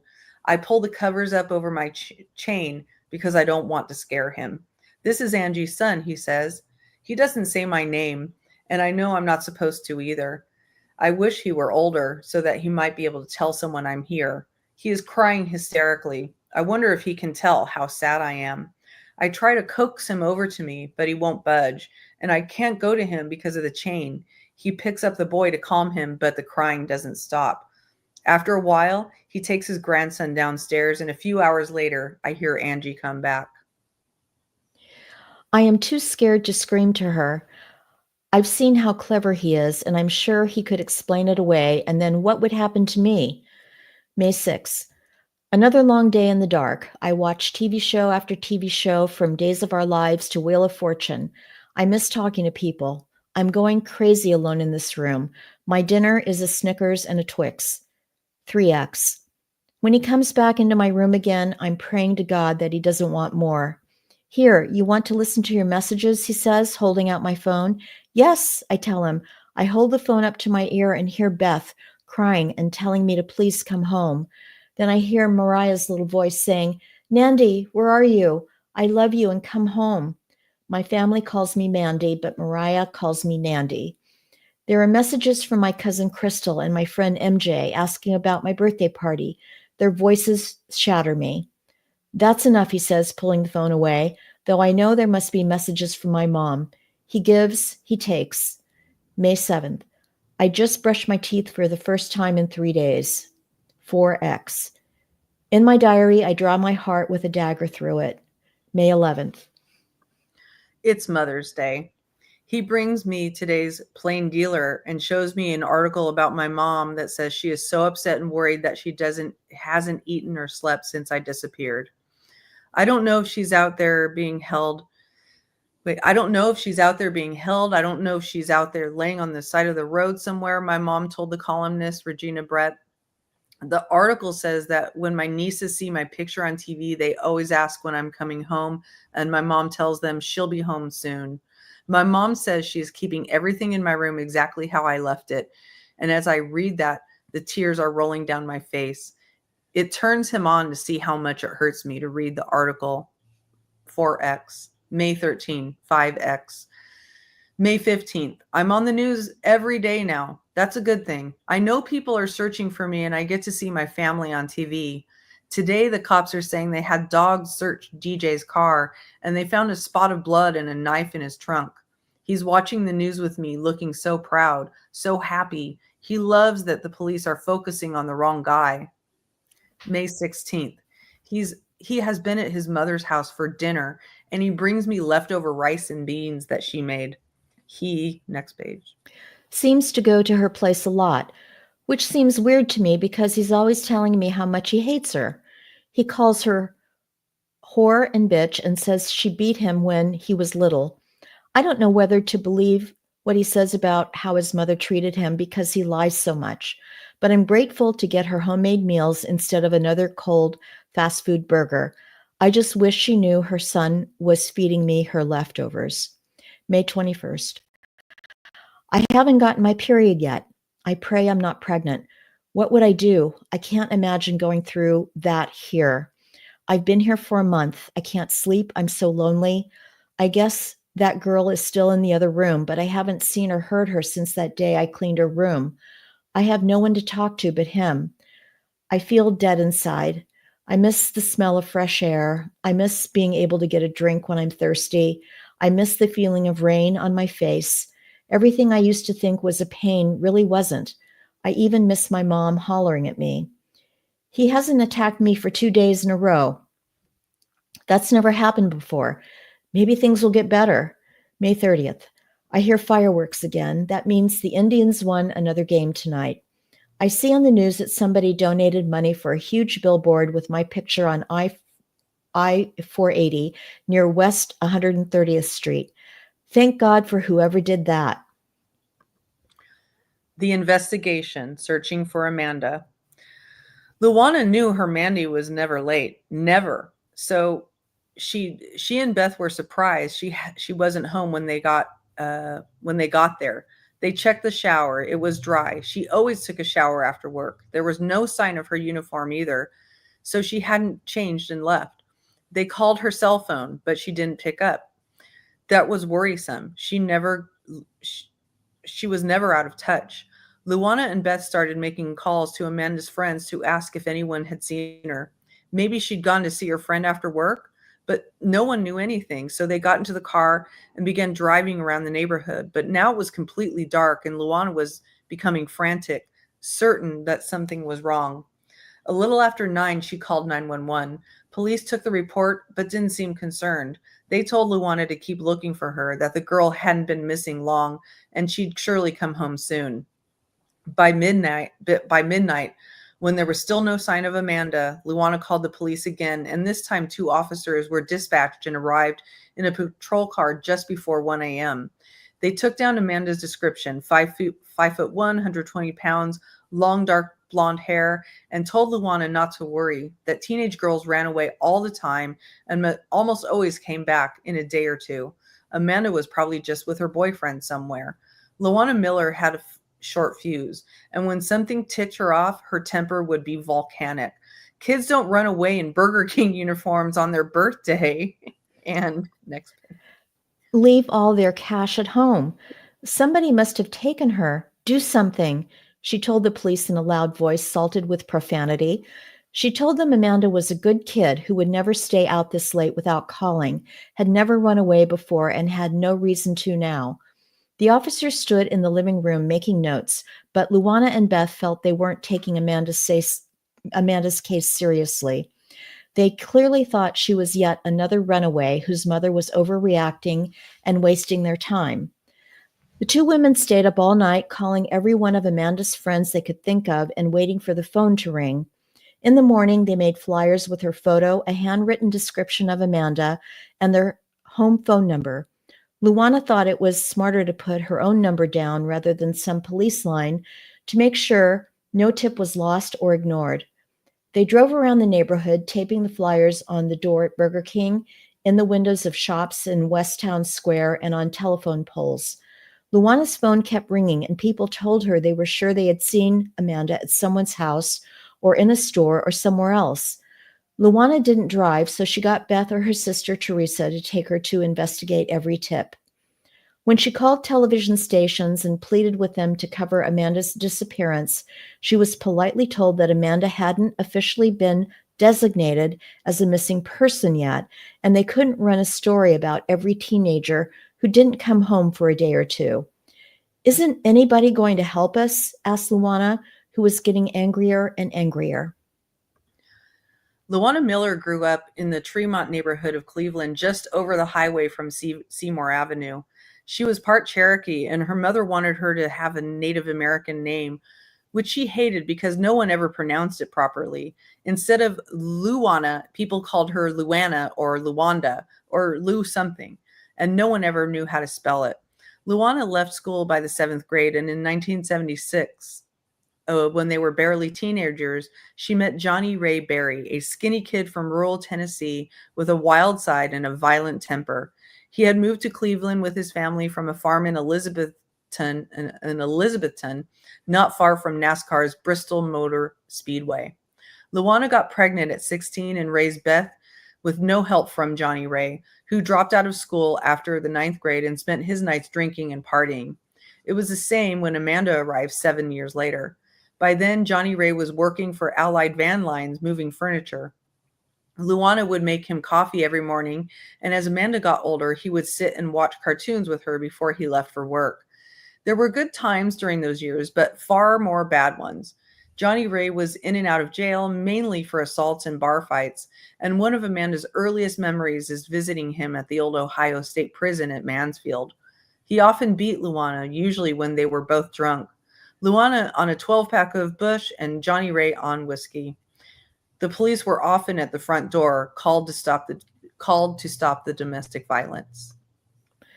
When Luana was young, she had Amanda's thin face and high cheekbones, but by the time she was in her 30s, her face had become puffy and scarred from all the beatings, heavy drinking, and cigarettes. Because Johnny Ray drank most of his wages, she had to work one minimum wage job after another, buying clothes at thrift shops and using layaway plans for Christmas gifts. While Johnny Ray celebrated Amanda's 13th birthday by bringing her a joint and getting her high, Luana tried hard to steer her girls clear of the path she had taken. She made sure they had regular checkups with the doctor and dentist, focused them on homework, kept the house spotless, and always put a home-cooked meal on the table. When Amanda was 13, she picked up the extension on the home phone and discovered that her father was having an affair. She told her mother, who informed Johnny Ray that she had had enough, and 2 weeks later, he moved to Tennessee with his new girlfriend. Things became more peaceful when Johnny Ray left. Amanda and her mother loved to watch Lifetime and cop shows and never missed America's Most Wanted, but it wasn't always easy between them. Amanda fought with her mother over the smallest things. Luana would order her to turn down her music or go to bed, and Amanda would snap back and tell her to leave her alone. She called her mother stupid for having stayed with Johnny Ray for 24 years. Determined not to repeat her mother's mistakes, Amanda focused hard on school and did well. By 3rd grade, she was enrolled in Major Works, a gifted... I just want to check something real quick because we so abruptly moved into the mom's story that I feel like, did we start a new chapter and I just didn't notice it? I don't know. It isn't. It's not a new chapter. We went from May 30th in Amanda's story to the mom's story. So that's fine. It's the investigation part. I think it feels like it's the backstory. Yeah. Okay. So a gifted and talented program in the Cleveland public schools, in which she earned mainly A's and B's. By the 11th grade, many of Amanda's classmates had dropped out of John Marshall, a big, tough public high school near her house. Amanda eventually stopped going to classes too, sick of the drama and fights in the hallways, but she enrolled in Cleveland Public Schools program that enabled students to study at home and send in work to be graded by teachers, paying $40 from each Burger King paycheck to cover it. She earned a perfect 100 on her first test in Psychology for Life Today. 9 days later, she was kidnapped. When he arrived for work that morning, Detective Rich Russell was just sitting down at his desk when his secretary told him, "Hey, Rich, Luana Miller called checking on the status of her daughter, Amanda, who went missing yesterday." Russell had been a police officer for 16 years, and he had handled hundreds of missing child reports, and 99% of them turned out to be nothing, just kids spending the night with friends or off doing something they didn't want their parents to know about. But this mother had called again, so as Russell settled into his chair, he picked up the patrol officer's notes about Amanda, which were on his desk in the routine report from the overnight shift. He looked to see if they had written habitual on the report, indicating that Amanda had run away before, but it wasn't there. She was a first dash timer. He also saw that it was her birthday and that she had left $100 in cash at home. None of that felt like a typical runaway case. Russell and his partner, Detective Laura Parker, drove over to check in with Luana. She greeted them with a blast of cigarette smoke and four-letter words, cursing the police for not caring about her daughter. But she softened a bit when the detectives seemed more concerned than the cops the night before had been and asked questions about Amanda's friends. Anybody she might be with, anybody who might have been angry enough to hurt her. DJ, Luana said immediately. She didn't like Amanda's 16-year-old boyfriend who never bothered to come in and say hello when he picked her up. She told the detectives that he had a bad attitude, that he sold weed, and that she didn't trust him. Luana had gone herself to DJ's house on West 99th Street that morning and nearly banged his front door off its hinges. DJ kept the door chained and, speaking to her only through the crack, told her he had no idea where Amanda was. After leaving Luana, Russell and Parker paid their own visit to DJ, who told them his phone battery had died, so he had missed Amanda's calls the night before. Though he seemed openly hostile to the cops, he let them check his bedroom. They found nothing, but the detectives agreed with Luana that the kid seemed like trouble. The police next interviewed Amanda's co-workers at Burger King, who mentioned a guy named Axel, a Hispanic customer in his mid-30s who had a crush on Amanda and frequented the drive-thru all the time to see her. Almost immediately, the police had two promising suspects, Amanda's new boyfriend and a 35-year-old guy who liked to hang around a 16-year-old girl. On Thursday, 3 days after Amanda went missing, the police went to Axel's apartment, but the building owner said he had gone on a bus trip to a casino out of town. In the meantime, police interviewing people in Amanda's neighborhood got a lead from a man who had been waiting at an RTA bus stop near Burger King on the day Amanda disappeared. He said he had seen her get into an old white car with 2 or 3 men, a heroin addict. He was a dubious witness. But for the time being, he was the only person claiming to have seen Amanda after she left work. White car got the cops' attention. DJ drove a white car. By Friday, as the missing posters multiplied along Lorraine Avenue, the story hit the evening news and tips started flowing in. Someone discovered a pair of sneakers in a dumpster behind West Town Square. Somebody else found an apron they thought she might have worn at work.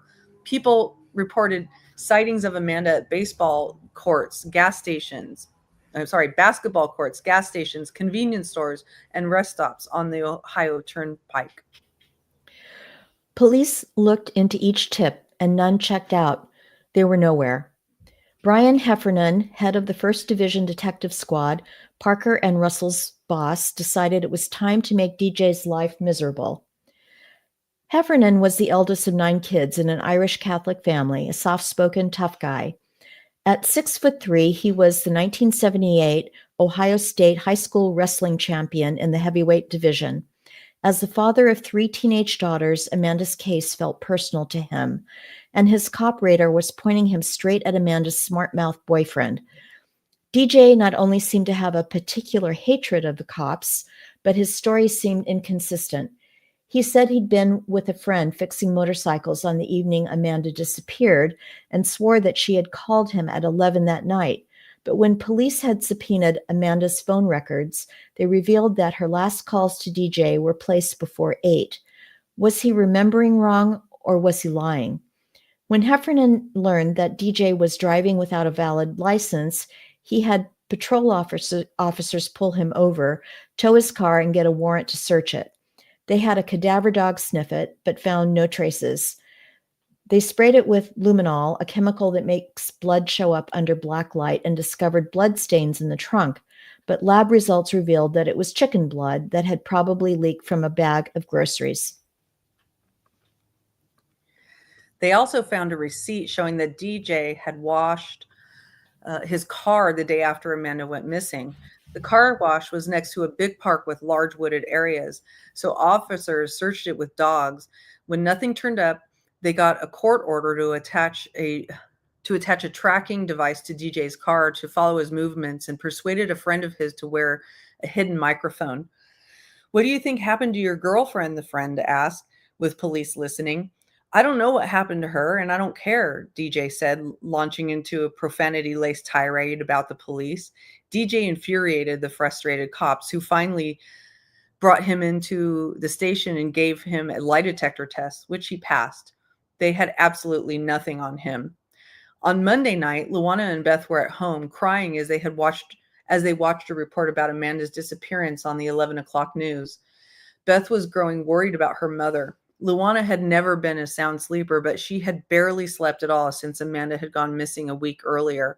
And while she had always been a heavy drinker, she was now drinking alarming amounts of beer. Luana taped a poster of Amanda over the living room fireplace in the same place she used to hang her daughter's Christmas stocking, and put a pink butterfly on it as a symbol of freedom and hope. "We miss you, Mandy. We love you," she wrote on the poster. Every day she kissed the photo good night. She kissed the photo good morning and good night.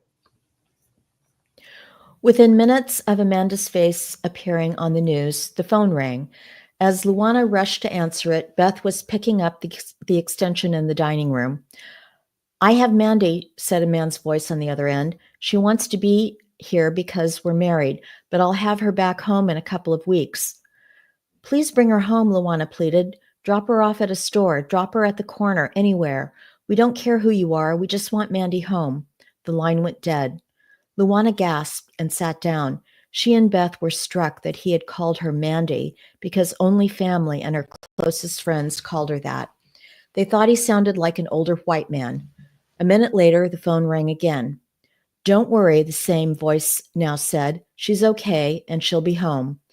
Luana and Beth both begged, "Please bring her home." Without another word, he hung up. They reported the calls to the police, and a trace confirmed they had come from Amanda's phone. Luana and Beth had new hope that Amanda was safe, but police viewed the calls as evidence proving only that Amanda had been abducted, not that she was still alive. When Axel returned from his weekend at the casino, police searched his apartment, checked his phone records, and brought him in for a lie detector test, which was inconclusive, though Axel had been coming to the Burger King regularly for months after Amanda went missing. Her coworkers never saw him again.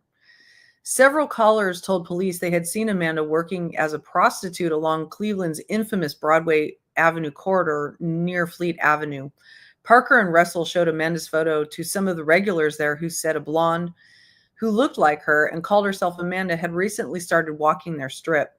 So the two detectives began a stakeout, watching from their car and waiting for the young woman to appear. On the night of April 30th, 9 days after Amanda went missing, Parker was on her cell phone checking in with Luana when the blonde woman they were waiting for walked into view. I'll have to call you back," Parker told Luana, and then called out to the young woman, "Girl, get your ass in the car." But Parker quickly realized it was not Amanda. She had the worn down look of someone much older. "You look so much like Amanda Berry," Parker told her. "Yeah, I know. That's what people keep saying to me," the woman said. Parker called Luana back and told her they were still looking. When Heffernan heard that the young blonde woman in the red light district had been tracking for days.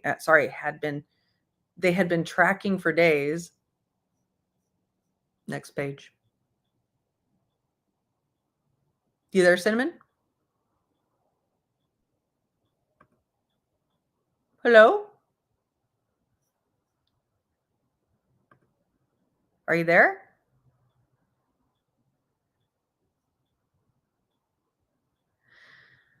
Well, I guess I'll keep reading because I think something might have happened to Cinnamon's feed.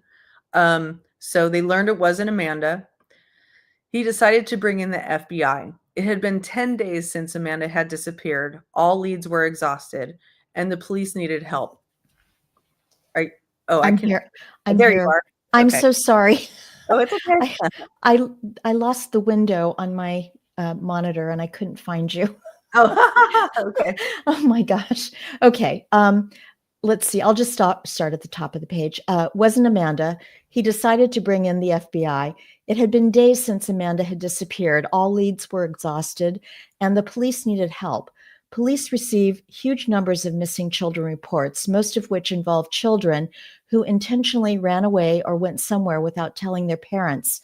Police only call in the FBI when they suspect a child has been kidnapped. Heffernan called his friend Tim Kolinick in the FBI's big Cleveland field office on the shores of Lake Erie. Kalanick had wanted to be a federal agent since the day in elementary school that he saw Secret Service agents guarding Rosalind Carter on a visit to the west side of Cleveland.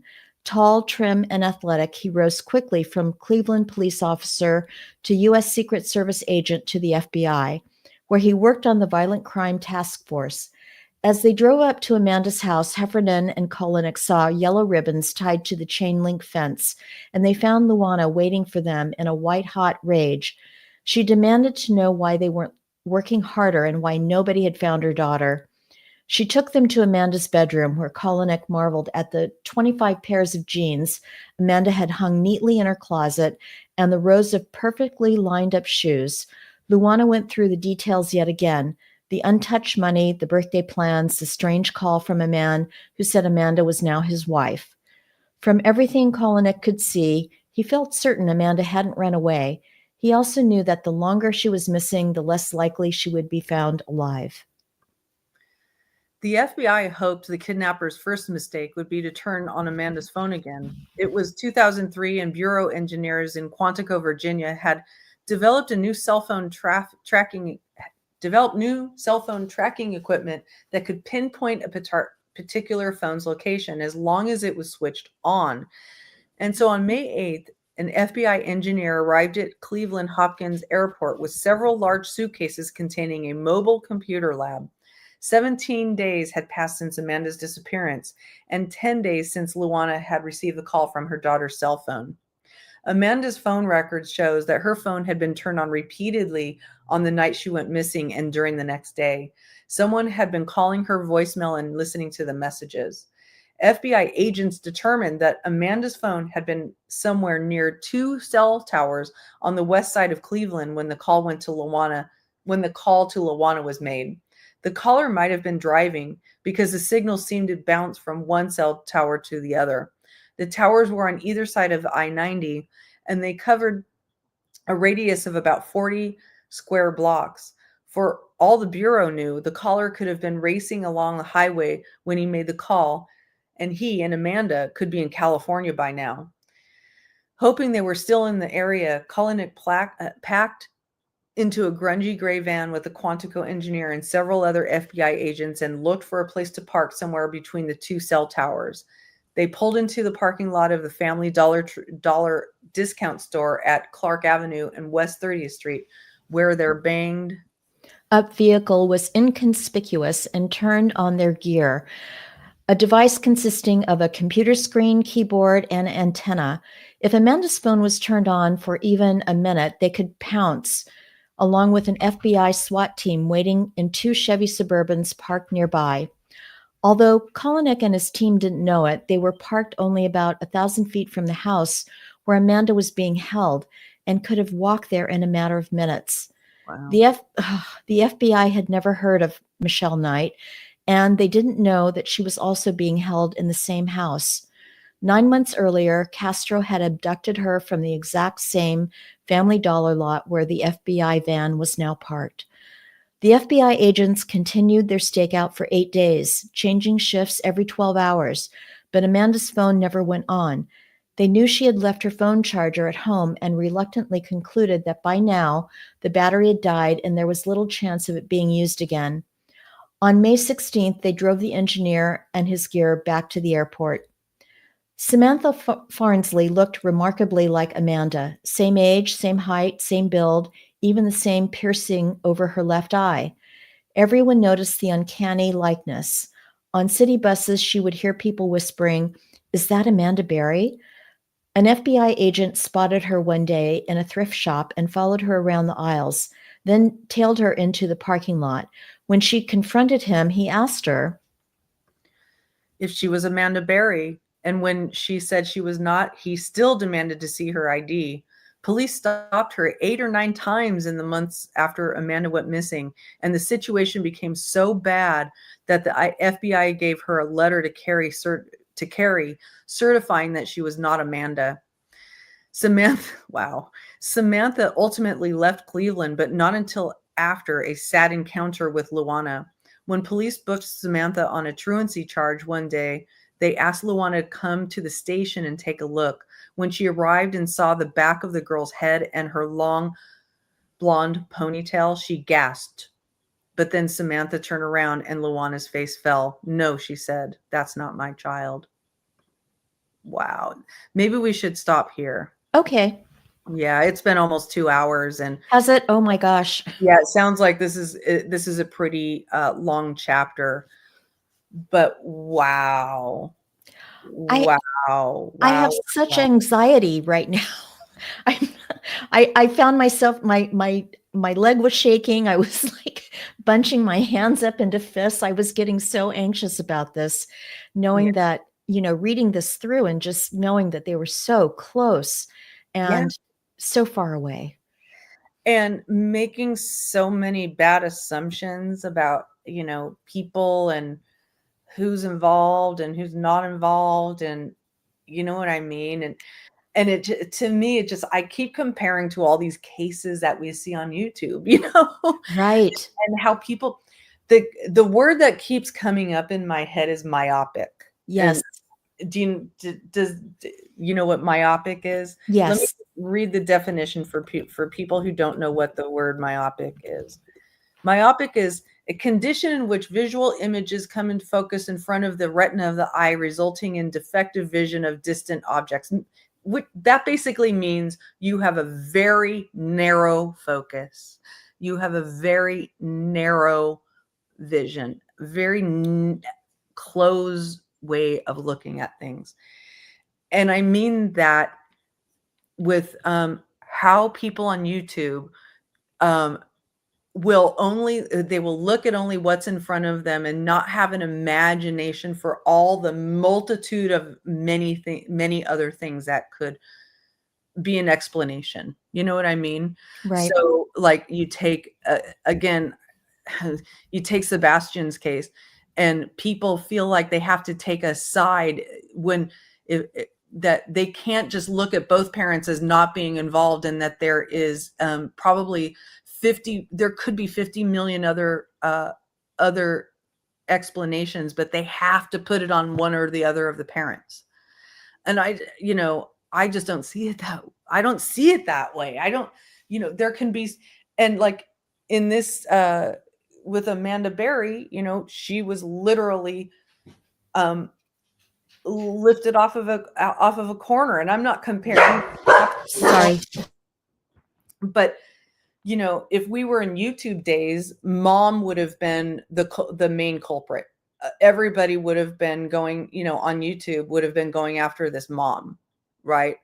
Well, oh, you're a drunk. You only have a certain education. When you did come onto YouTube, you said all the wrong things. You know what I mean? It's just, it's so awful. But what this also does for me is it tells me what is going on for that person, as we on the outside are watching all the news reports and worrying about a missing person. The missing person is seeing all of that from her perspective. Right. That's exactly right, Patricia. And it's like a lot of times creators will jump on a train, not because they actually believe it, but just because it's where the content is going. You know what I mean? It is just so anyway, I don't know, what are your takeaways from all from what we've read so far? I'm well, I'm feeling really disturbed because this guy, how many times a day does he R her? And she's not the only one there. And she's not the only one there. Yeah. It's horrific. I can't even imagine these young girls having to go through this day after day, not being fed regularly, being chained, and then having to put up with that monster. Well, and he's so sadistic. That's the Oh, thing that comes across to me is he loves the fact that he is doing something that is really affecting them in a horrible way. horrible way. And he's in control. Yes. Yeah. And and he's sadistic, right? Calls her mother. Yeah. The mother, I'm putting myself in the mom's shoes right now and thinking, I don't know how you live through that. It's just, of course you do, and you are continually looking, and it consumes you. But how do you get through each day, each minute, each second, knowing that your child is missing and could be alive, or is it just a really horrible joke Yeah. that this guy's doing? It's just, it's heart wrenching. So yeah. And the other thing that strikes me is how lucid she is during the whole experience, meaning, I mean, she's obviously, nearly a grown woman at the time she's kidnapped. She's just about to turn 17, right? And she she like at the point where she's like, well, they're talking about lettuce, so I don't think he called my mom, but actually it sounds like he did call her mom, but Right. it sounds like maybe that she called the police and the police said, let's not tell the news about this, right? Right. And that's the other thing that strikes me is that we see this reporting of all the things that the police and the FBI did, clearly too late, way too late, but they do a lot of things, and they look into a lot of things that we have no idea what they're doing. We have no idea the leads that they're following up on, the trackers that they're putting on vehicles, the surveillance they're doing. We don't see any of that, and I think a lot of people assume that they're just looking at one party or another because we think that that party looks guiltier than the other, but it's really shocking and maddening that police, like, I do understand that police probably get called so much about missing kids and then they end up turning up, but when it's so very clear that you have a child who's never done this and has left their money at home, a child who runs away is going to want to have their stuff with them. You know what I mean? Right. If they're leaving home because they don't want to be around their parents and they want to get away and have some sort of life of freedom, they're going to need to have some means to do that, Right. They're going to take money and some clothes and a backpack and, this, that, and the other, so they can, survive for a little while. Right. And, and she didn't do that. One thing that, and this is not as much about the story, but just one thing I noticed is, doesn't Amanda look a lot like one of Virginia? Yes. Virginia, that the Jeffrey Epstein accuser. Yes. She looks so much alike. She does. Oh my gosh, that struck me. I was trying to place, you're absolutely right. I was trying to place her. I thought, wow, she looks like somebody. But yeah, you nailed it there. She does look like Yeah, her. I was like, wow, and they're also talking, they're also accounting all the times where there are like false sightings of girls, even that poor girl who apparently was harassed several times because she looks like Amanda. Right. Man, I felt that right at the end there, when her mother realizes that the girl with the long ponytail isn't her. It was just, oh my gosh, I felt like crying. It's just heartbreaking. Yeah, absolutely. Well, so I will not be in town. I will be busy with my family next weekend, so we will not have a meeting next weekend, but week after next, if you're around, I will be here to continue our reading. I'll be around. And in the meantime, I do wish you all the best Thanksgiving that you can have. And please do remember that the holidays are a really hard time for people who have lost people, especially people who are missing, I mean, people like, Sebastian's family or other people. I posted a video on my community wall. There are several people whose family members are missing right now. Many, whose family, there are many missing people right now who literally just went missing in the last month, and the families are asking for support, and they are out there frantically looking for their family member. There are people out there whose family members were just murdered in horrific ways. We have people in our own community who have lost people in terrible ways, and my heart goes out to all of you, because I know how hard it is in the holiday time. Like, I always think about my mom. My mom's birthday is around this time as well, is always around Thanksgiving, and she was the hardest loss for me. So it's, that's the person I think of around these times. So my heart goes out to each and every one of you. I very much thank you all for being here with me, and thank you again, Cinnamon, for being my amazing co-reader. I'm proud to be here. And please, everyone, remember to hit the thumbs up. And I'm not sure if I'll get a video out this week. I'm going to try to, but I don't make videos just to make videos. I make them out of things that actually interest me. So, and I haven't quite figured out what interests me this week. So if I get something out, I get something out. But otherwise, I'll be seeing you around in chats or in my community post or somewhere on the YouTubes. And I wish you all well. So have a great rest of your day, and I'll see you later. Thank you, Lynn. Thanks, everybody. Bye. Bye.